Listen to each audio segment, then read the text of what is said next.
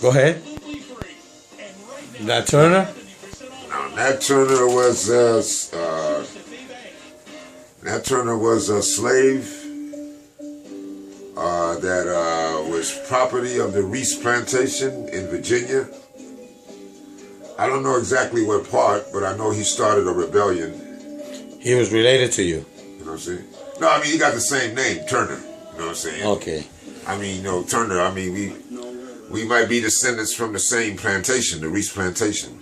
You know, somehow Turner sold his plantation to the Reese Plantation or whatever and so forth. You know, so, but Nat Turner was a slave that one day decided, you know, enough is enough, and he rebelled against the slavery system. And I don't know how many people he had, but he had a group of other slaves, and they went from plantation, and you know, killing white people. You know what I'm saying? And he said that he was a preacher too.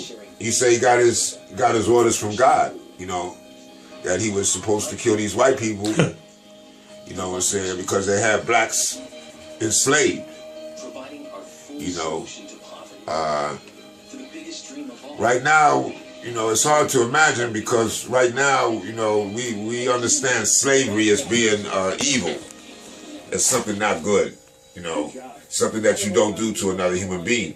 But back then, slavery was just like, you know, getting a glass of water or putting gas in your car or buying some postage stamps. Slavery was just like, this is the way it is, this is the way it's supposed to be. Mm-hmm. You know what I'm saying? But there were a lot of white people, abolitionists, who, you know, were working against slavery, helping slaves escape, you know, and go to Canada and what have you and so forth.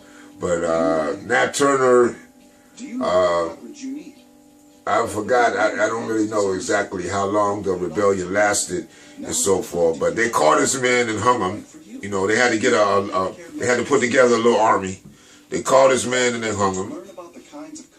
Nat Turner escaped. He stayed in the woods for like 2 months, you know, and eluded capture.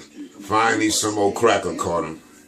And it was like, come on out of there, nigger! Get out, I say it, young boy, come on out of there. You know what I'm saying? Got him. And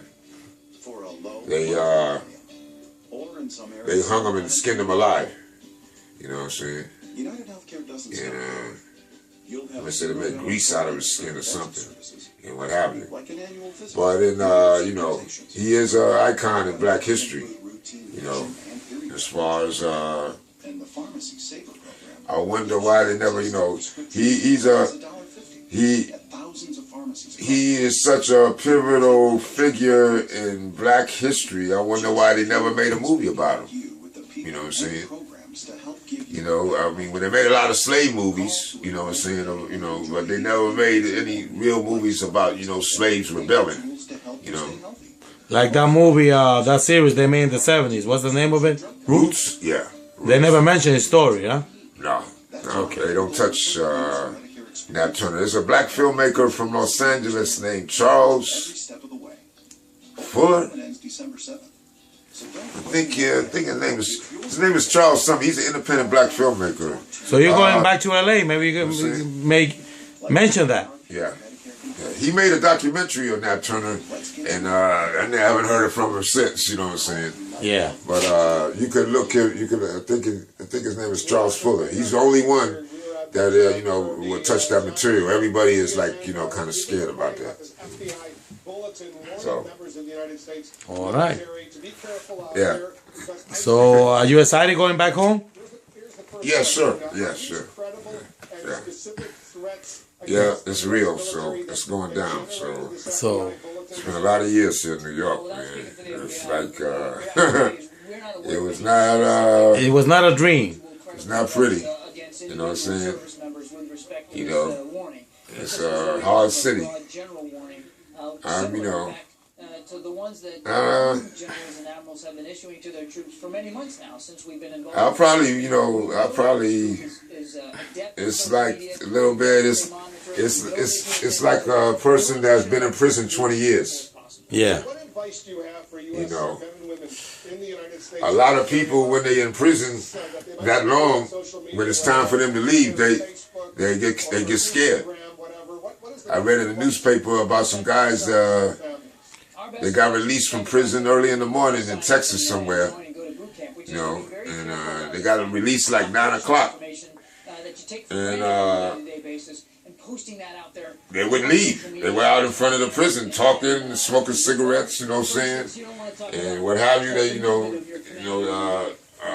when the warden left that night to go home at 6 o'clock, he was like, yo, what the hell you guys still doing here? You know what I'm saying? But that was all they knew, you know what I'm saying? Yeah. So, even though it was like bad for them, bad is,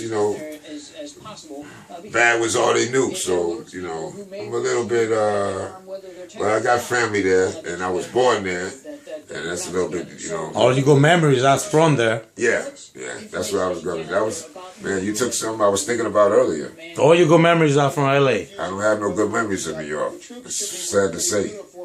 I really don't have no good memories about here. Rough city. And good, you got a lot of good food back home too, man. A lot of good food, man. So, farewell, New York. Sayonara. Sayonara.